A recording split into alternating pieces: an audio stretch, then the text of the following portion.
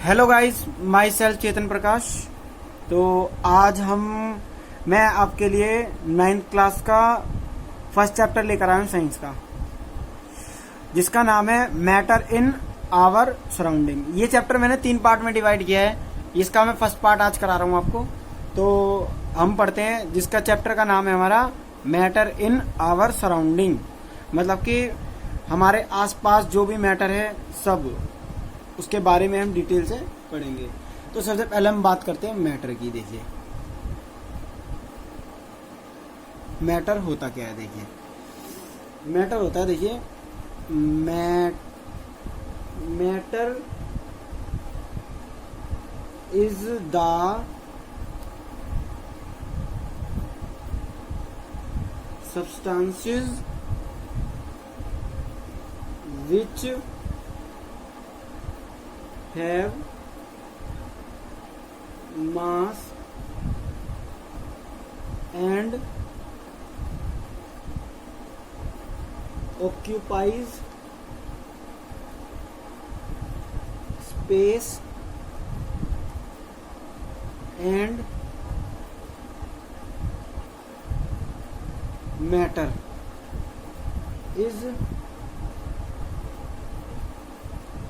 made up of tiny particles।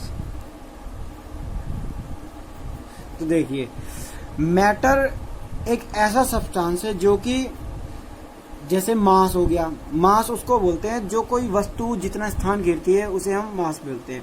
और जो चीज जगह घेरती है, ठीक है ना, और छोटे छोटे कणों से मिलकर बनी होती है, टेनी पार्टिकल्स लिखा है ना, तो उसको हम क्या बोलते हैं, मैटर बोलते हैं। जैसे एग्जाम्पल ले लेते हैं हम लोग।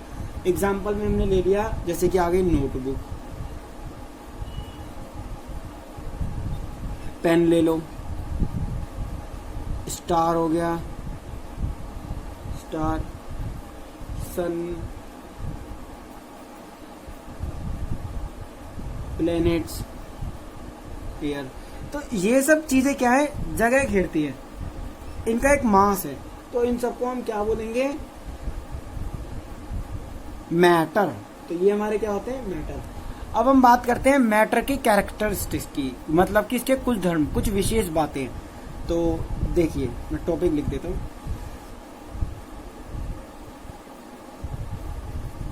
Characteristics of particles. तो इनकी कुछ प्रॉपर्टीज होती हैं और कैरेक्टरिस्टिक्स होती हैं। तो देखिए हम उसके बारे में जानेंगे। जैसे कि देखिए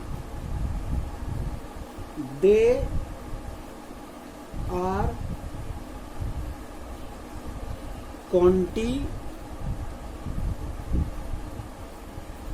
आर कॉन्टिन्यूसली मूविंग, मतलब कि ये हमेशा मूव करते रहते हैं। और सेकंड है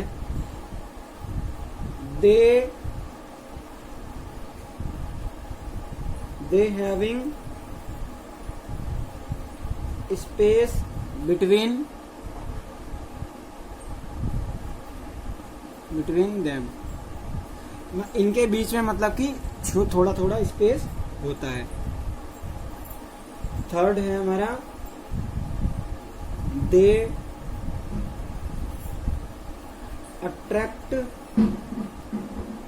ईच अदर, और ये एक दूसरे को अट्रैक्ट करते हैं, जैसे कोई चार्ज होता है ना, उस तरीके से। अब देखिए, अब हम इनको डिटेल में पढ़ते हैं। जैसे कि ये इसका पहला था, दे आर कॉन्टिन्यूसली मूविंग, तो ये हमारा टॉपिक के रूप में हम इसे पढ़ेंगे। तो अब हम इसको डिटेल में पढ़ते हैं। देखिए particles of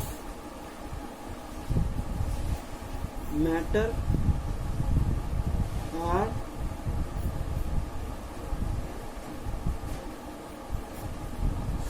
continuously moving। Detail में हम इसको पढ़ेंगे, हम साथ साथ नोट्स भी तैयार करते रहेंगे। तो देखिए इसके अंदर क्या होगा, पहला है particles possess kinetic एनर्जी। उनके अंदर एक जब वो वर्क करती है तो उसके अंदर एक काइनेटिक एनर्जी होती है। एज द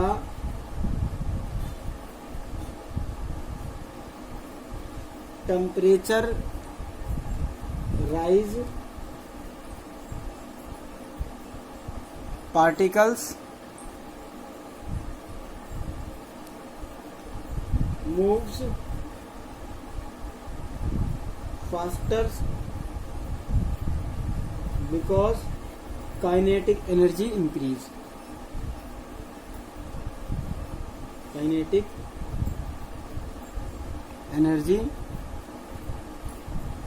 इंक्रीज मतलब कि ये है जब ये पार्टिकल प्रोसेस करते हैं, वर्क करते हैं, जो इनकी काइनेटिक एनर्जी होती है, जब इनको टेम्परेचर मिलता है ज़्यादा तो ये क्या करते हैं, इनका जो मूविंग होता है बहुत फास्ट हो जाता है। क्यों? इसके अंदर फिर काइनेटिक एनर्जी बढ़ने लग जाती है, इंक्रीज होती है।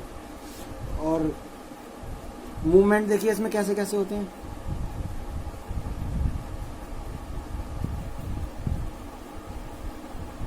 मूवमेंट्स इज, तो पहला जो है इसके अंदर है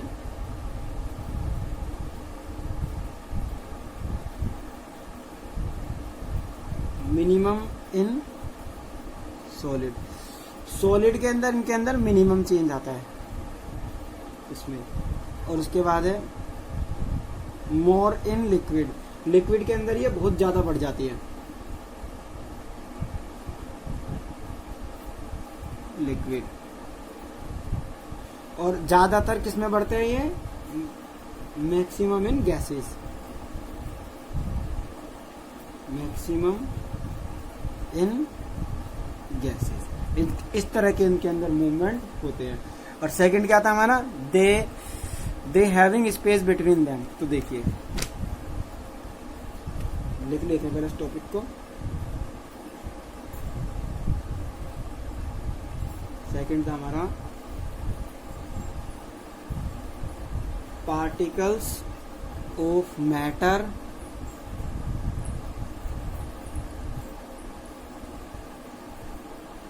हैविंग स्पेस बिटवीन देम। तो पार्टिकल के अंदर स्पेस कैसे होता है देखिए मैं बताता हूँ। तो क्या होता है कि the space between the particles. तो मैं बताता हूँ, जैसे कि आपने कोई एक गिलास वाटर ले लिया, ये इसके अंदर हमने वाटर ले लिया, वाटर का लेवल हमने इधर इतना रखा। अब इसके अंदर मैंने वाटर लेवल ले लिया और उसका लेवल नाप लिया गया यहाँ तक है। तो इसके अंदर मैंने घेरी शुगर, ऐड कर दी इसके अंदर शुगर, 1 चम्मच या 2-3 चम्मच इसके अंदर शुगर डाल दी। तो जब हम कोई चीज डालते हैं तो इसका वाटर लेवल बढ़ना चाहिए, लेकिन जब हमने इसका वाटर लेवल नापा तो यहीं का यहीं था। इससे क्या पता लगता है? मतलब कि वाटर के अंदर स्पेस है, जब ये इसके अंदर अरेंज हो गया और वाटर का जो लेवल है वही का वही रहा। तो इसके अंदर जो चेंजेस आते हैं देखिए कैसे कैसे होते हैं। देखिए किसके अंदर कैसे कैसे। मिनिमम इन सॉलिड, सॉलिड्स के अंदर मिनिमम चेंज आता है। मोर इन लिक्विड, लिक्विड्स के अंदर ज्यादा आता है। मैक्सिमम इन गैसेस के अंदर भी ज्यादा आता है। अब हम आगे बढ़ते हैं। देखिए थर्ड जो था हमारा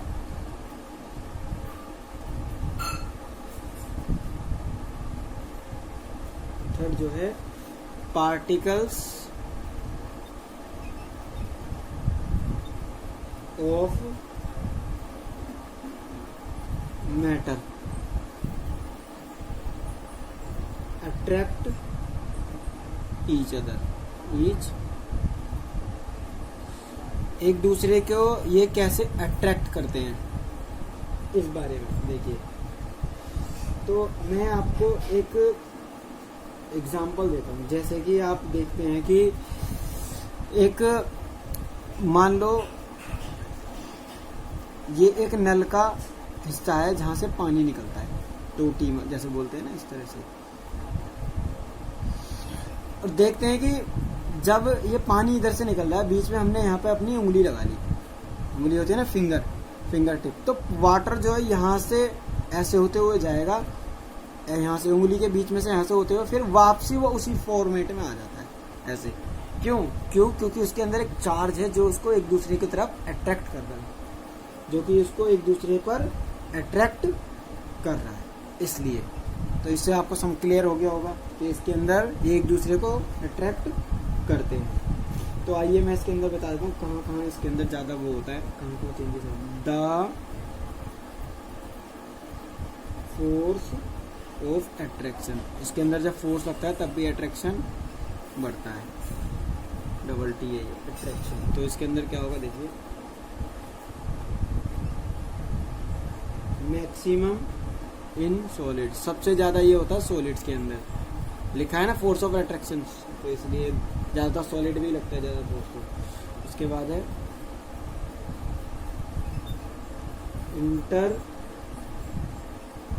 इंटरमीडिएट इन लिक्विड्स, और आता है निग्लेजिबल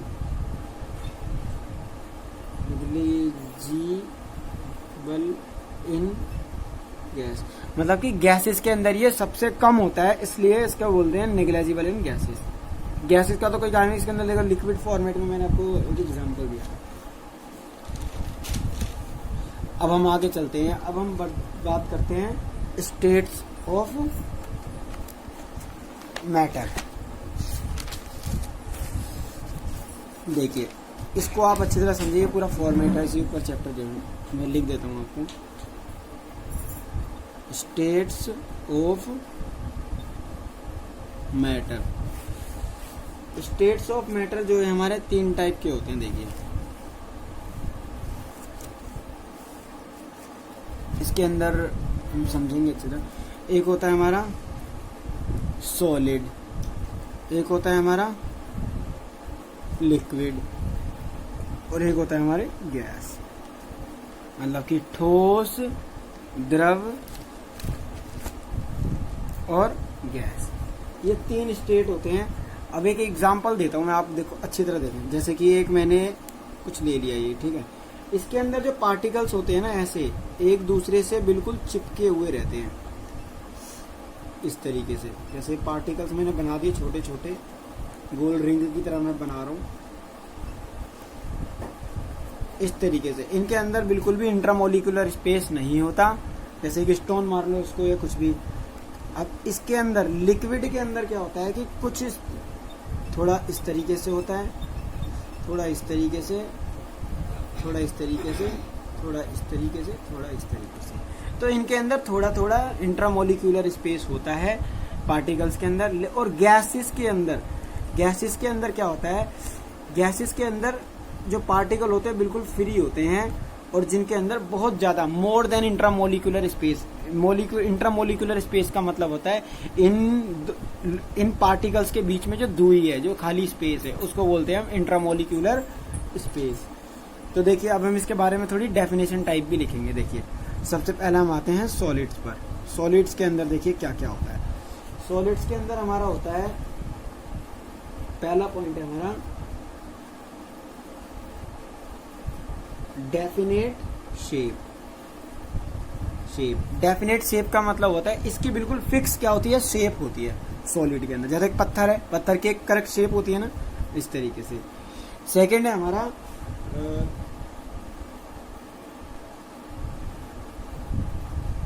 डिस्टिंक्ट बाउंड्रीज।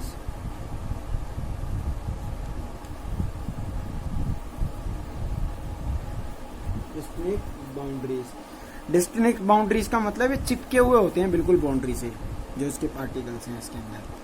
और होते हैं रिजिड, RIGID। रिजिड का मतलब होता है जब कोई चीज मूव नहीं करती, इसके पार्टिकल एक जगह स्थिर रहते हैं, जिस किसी भी मीडियम के अंदर, उसको हम क्या बोलते हैं, रिजिड। और रिजिड होते हैं, और ये इनकम्प्रेसिबल होते हैं, इनकम्प्रेसिबल मतलब इसके अंदर प्रेशर भी लगाए तो कुछ नहीं हो सकता, वो चिपके पहले से ही होते हैं, इनकम्प्रेसिबल होते हैं। डेफिनेट वॉल्यूम, इसका एक फिक्स वॉल्यूम होता है कि मान लो अगर कोई किताब है जो इतनी जगह घेरी है वो उतनी ही घेरी सॉलिड के अंदर, वो है तो सॉलिड स्टेट के अंदर ही। अब हम आते हैं किस पर, लिक्विड स्टेट पर।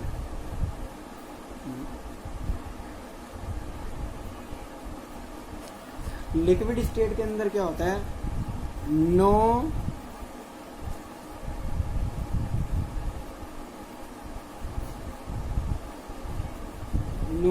Definite shape.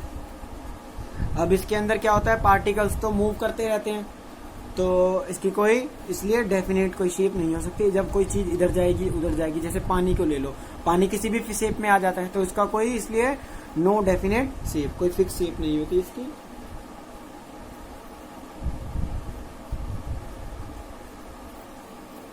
No definite boundaries, इसकी कोई बाउंड्रीज भी नहीं होती, डेफिनेट बाउंड्री, जहां गिर दो उधर ही कोई ये चल देता है। वाटर होता है ना, वाटर ले लो इसका एग्जांपल, लिक्विड फॉर्म में, मिल्क ले लो, कुछ भी ले सकते हैं। और ये कैसा होता है प्रॉपर्टीज के अंदर, फ्लूडी। फ्लूडी का मतलब जो चीज बहाव होती है, बहने वाली होती है, उसको हम क्या बोलते हैं, फ्लूडी कहते हैं। और इसके अंदर होता है लो कंप्रेसिबल, इसको इकट्ठा किया जा सकता है थोड़ा सा प्रेशर देकर, लो कंप्रेसिबल, लेकिन थोड़ा ज्यादा में तो ये फैल जाएगा, लो कंप्रेसिबल। और डेफिनेट वॉल्यूम, इसका डेफिनेट वॉल्यूम होता है, डेफिनेट वॉल्यूम। अब हम बात करते हैं गैस की, तो मैं इधर एक लाइन खींच देता हूं, इससे आपको कंफ्यूजन ना हो।